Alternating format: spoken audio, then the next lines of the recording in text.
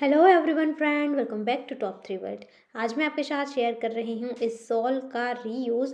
इस तरीके के शॉल हम सभी के पास होते हैं, अलग अलग कलर हो सकते हैं, अलग अलग डिज़ाइन हो सकती हैं, लेकिन इस साल को अब इस तरीके से ओढ़ना कोई पसंद नहीं करता है। ना ही ये स्टाइलिश लगता है और ना ही इसका हम घर में भी यूज़ कर सकते हैं, क्योंकि हमारे दोनों हाथ फ्री नहीं होते हैं। तो चलिए हम ऐसा इस्तेमाल करते हैं इस शॉल का, जिसे आप अलग अलग कई कपड़ों के साथ नए तरीके से वेयर कर सकते हैं। अब मेरे पास जो शॉल है इसकी मैं डिज़ाइन आपको दिखा रही हूँ। लगभग सभी के शॉल में ऐसा ही होता है, साइड में किनार बनी हुई होती है, इस तरीके के दोनों साइड पर थोड़ी सी डिज़ाइन होती है। और ये शॉल की मेरी राइट साइड है। अब देखिए, इस तरीके से इस कपड़े को हम फोल्ड करके रखेंगे, जितना हमें कट करना है, जितनी आपको लंबाई चाहिए। तो ये हमने 2 फोल्ड में कपड़ा लिया। यहाँ पर मैं लंबाई ले रही हूँ 22 इंच, जो कि मेरे मेज़रमेंट के हिसाब से मेरे हिप तक की है। आप अपने हिसाब से यहाँ पर और भी ज़्यादा लंबा कर सकते हैं। अब इसकी चौड़ाई भी मैंने 22 इंच ली है। तो ये मैंने अपने हिप का जो पूरा राउंड है इसका हाफ़ किया।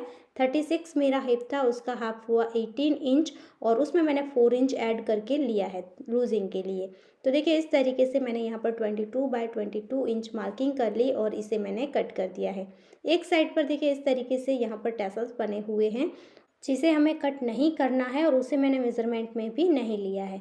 अब देखिए, कपड़े को 4 लेयर में मैंने डबल फोल्ड करके रख दिया है। आगे की तरफ खुली साइड है।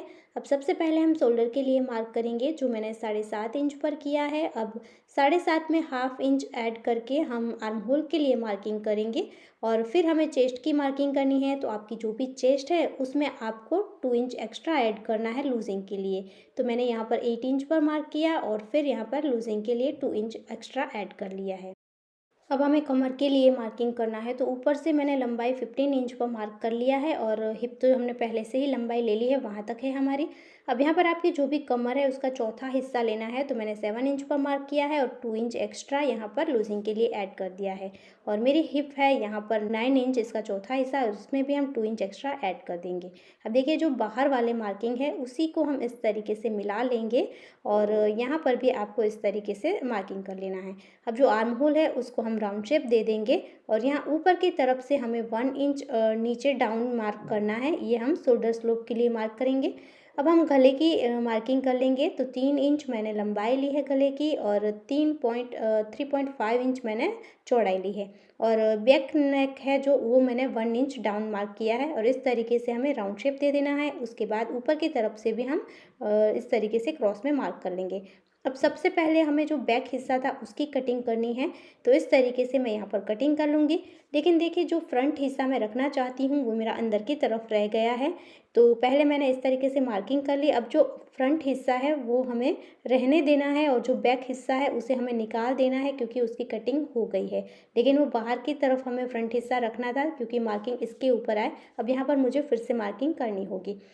अब जो फ्रंट हिस्सा है उसमें आर्म होल हाफ इंच हमें अंदर की तरफ मार्क करके कट कर लेना है, और जो नेक के लिए हमने मार्किंग करी थी तो वो मैंने इस तरीके से फिर से मार्क किया, और इसे भी मैंने कट कर दिया है। अब एकदम बीच से हमें इसे कट कर लेना है, और ये 2 हिस्सों में हमारा डिवाइड हो जाएगा।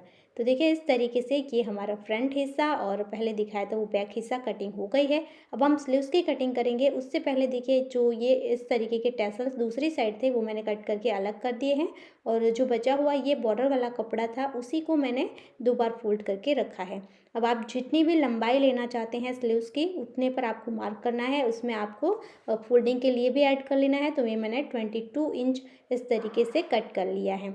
अब इसकी चौड़ाई आपको जो भी आर्म होल लिए थे उसमें हाफ इंच ऐड करके लेनी है, और तो मैंने 8.5 इंच लिया है, और इस तरीके से यहाँ पर स्लीव्स का हम शेप दे देंगे। अब आप जो भी मोरी रखना चाहते हैं उसमें 1 इंच एक्स्ट्रा ऐड करके आपको इस तरीके से नीचे की तरफ मार्क करके क्रॉस में जोड़ देना है। तो ये हमारे स्लीव्स की कटिंग हो गई। इसके बाद हम इसके सेंटर में कट लगा देंगे, और फ्रंट साइड के लिए हाफ इंच इस तरीके से आपको डाउन मार्क करना है, और यहाँ से भी इस तरीके से शेप देकर आपको कट कर लेना है। तो ये हमारे स्लीव्स की कटिंग हो चुकी है। अब यहाँ पर इस तरीके से मैं मार्क कर रही हूँ, जो कि हमें पता चले कि ये हमारी फ्रंट साइड पर आएगी। अब सबसे पहले हम यहाँ पर स्लीव्स को डबल फोल्ड करके दोनों स्लीव्स में सिलाई कर लेंगे। उसके बाद जो बचा हुआ कपड़ा था उसमें से देखिए, इस तरीके से जो साइड में पट्टी थी वो भी हमें कट करके अलग कर लेनी है, और इतना सा बॉर्डर बचा हुआ था उसे भी मैंने इस तरीके से कट करके छोड़कर लंबा कर लिया है। अब इस बॉर्डर को भी मैं एकदम बीच से कट करके 2 पट्टियाँ बना लूँगी। अब इन 2 पट्टियों को हम यहाँ पर इस्तेमाल करेंगे।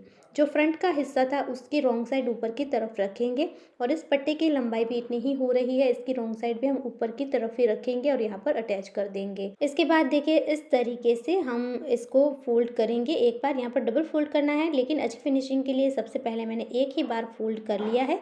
अब इसके राइट साइड पर हम इसे घुमा लेंगे इस तरीके से और देखिए इस पट्टी को हम इस तरीके से यहाँ पर फोल्ड करेंगे। आप चाहें तो एक साथ ही यहाँ पर सिलाई कर सकते हैं, लेकिन देखिए इस तरीके से मैंने फोल्ड कर लिया। उसके बाद फिर से हम फोल्ड करेंगे और नीचे वाले हिस्से पर जो एक्स्ट्रा पट्टी बच रही थी, 1/2 इंच जितनी एक्स्ट्रा लेनी है हमें, उसे अंदर की तरफ फोल्ड करके हम यहाँ पर पूरे में सिलाई करेंगे। तो देखिए इस तरीके से यहाँ पर दोनों हिस्सों में हमने पट्टी को अटैच कर दिया है।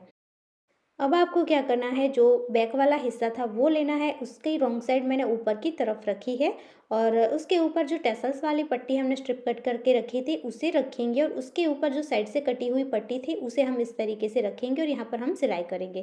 तो ये तीनों कपड़े जॉइंट हो गए, दोनों पट्टियाँ जॉइंट हो गई। अब इस तरीके से हम आगे की तरफ इसे खींच लेंगे और इसकी राइट साइड पर ऊपर की तरफ रखते हुए इस पट्टी को हम इस तरीके से पलटेंगे और यहाँ पर इस तरीके से फोल्ड करना है हमें अंदर की तरफ और ये सिलाई यहाँ ऊपर हम कर लेंगे। तो देखिए इस तरीके से ये बैक साइड पर भी हमारे टैसल अटैच हो गए हैं।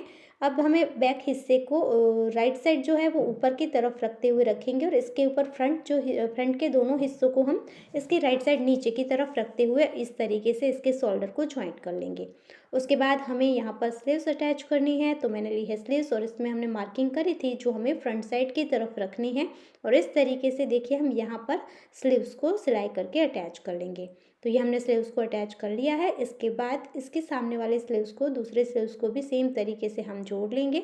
स्लीव्स को अटैच करने के बाद देखिए यहाँ स्लीव्स को मैंने पहले ही फोल्ड कर लिया था। इसे इस तरीके से हम पकड़ेंगे, इसकी रॉन्ग साइड बाहर की तरफ रखते हुए और यहाँ ऊपर से लेकर पूरा नीचे तक हम इस तरीके से इसमें सिल लेंगे। इसी तरीके से इसकी दोनों साइड को देखिए मैंने यहाँ पर सिल लिया है। अब हमें इसका कॉलर बनाना है, तो उसके लिए देखिए आपको इस तरीके से यहाँ इसके ऊपर वाले हिस्से को मेज़र करना है। तो एक साइड से लेकर यहाँ आगे तक पूरा हम मेज़र कर लेंगे। तो ये मेरा हो रहा है 19 इंच, तो इसमें 2 इंच एक्स्ट्रा लेते हुए मैंने 21 इंच की जो साइड वाली पट्टी थी वही ले ली है। इसकी चौड़ाई मेरी 2 इंच है। अब देखिए आपको इस स्ट्रिप को यहाँ पर अटैच करना है, तो मैंने रॉन्ग साइड ऊपर की तरफ रखी है। इसकी रॉन्ग साइड पर हम इस पट्टी को यहाँ पर स्टार्टिंग में हल्का सा यानी कि 1/2 इंच जितना फोल्ड करके अटैच करना स्टार्ट करेंगे और यहाँ पूरे में अटैच करने के बाद यहाँ लास्ट में भी जितना एक्स्ट्रा कपड़ा है उसे हम निकाल देंगे, 1/2 इंच जितना अंदर की तरफ फोल्ड करना है। तो देखिए ये मैंने स्ट्रिप को यहाँ पर अटैच कर लिया है। इतना इतना कपड़ा एक्स्ट्रा रखा था, बाकी मैंने कट करके निकाल दिया है। तो पहले हम कपड़ा थोड़ा सा ज़्यादा लेंगे, बाद में इसे निकाल सकते हैं। अब देखिए इस तरीके से इसे हम राइट साइड पर घुमाएंगे और यहाँ पर आपको इस तरीके से फोल्ड करना है और यहाँ पर सिलाई करेंगे। अब यहाँ पर ये मेरी जो स्ट्रिप है उसमें पहले से ही किनार बनी हुई थी, तो मुझे डबल फोल्ड करने की ज़रूरत नहीं है। आपकी अगर किनार नहीं है तो ये स्ट्रिप आपको 2.5 इंच चौड़ाई की लेनी है और आपको इस तरीके से डबल फोल्ड करके यहाँ सिलाई करनी है। तो देखिए इस तरीके से ये हमारा कॉलर भी बनकर रेडी हो चुका है। अब ये हमारा पूरा जैकेट रेडी है। अब मैं यहाँ पर पॉकेट ऐड कर रही हूँ, ये टोटली ऑप्शनल है। अगर आप ऐड करना चाहते हैं तो आपको 2 पीस ले लेने हैं और ये मैंने लिए हैं 7x7 इंच के। यहाँ पर भी आप अपने अकॉर्डिंग कम या ज़्यादा कर सकते हैं। अब इस कपड़े की एक साइड पर हम डबल फोल्ड करेंगे और बाकी की 3 साइड पर एक एक बार फोल्ड कर लेना है। तो इस तरीके से मैंने फोल्ड करने के बाद इसे हम यहाँ पर रखेंगे। तो अच्छे से हम यहाँ पर इसे सेट कर लेंगे और इसकी डबल फोल्ड वाली साइड ऊपर की तरफ रखेंगे और बाकी की 3 साइड पर सिलाई करके यहाँ पर फिक्स कर देंगे। सो फ्रेंड आप देख सकते हैं कितना प्यारा ये मेरा जैकेट बनकर रेडी हो चुका है। जिस पुराने शॉल का मैं इस्तेमाल नहीं कर रही थी उसे मैं अब अच्छे से इस्तेमाल कर पाऊँगी। ये बहुत ही ज़्यादा सुंदर बना है, स्टाइलिश है। इसे हम किसी भी कपड़ों के साथ वेयर कर सकते हैं, जैसे कि साड़ी के साथ, सूट के साथ भी ये अच्छा लगता है और आप और कोई भी कपड़ों के साथ इसे वेयर करना चाहते हैं तो भी ये अच्छा लगेगा। आप इसे बाहर भी पहनकर जा सकते हैं और आप चाहें तो इसे घर में भी यूज़ कर सकते हैं और आप चाहें तो यहाँ पर एक लूप बनाकर बटन भी लगा सकते हैं या डोरी पे लगा सकते हैं। सो फ्रेंड कैसा लगा आपको आज का वीडियो, पुराने शॉल को इस्तेमाल करने का ये आइडिया कमेंट करके ज़रूर बताना। अगर आपके लिए ये वीडियो यूज़फुल है, आपको पसंद आया है तो प्लीज़ प्लीज़ दोस्तों वीडियो को लाइक करना, ज़्यादा से ज़्यादा शेयर करना और अगर आप हमारे चैनल पर नए आए हैं तो सब्सक्राइब करना बिल्कुल मत भूलना। फिर मिलेंगे ऐसे ही और यूज़फुल वीडियो के साथ, तब तक के लिए जय भारत।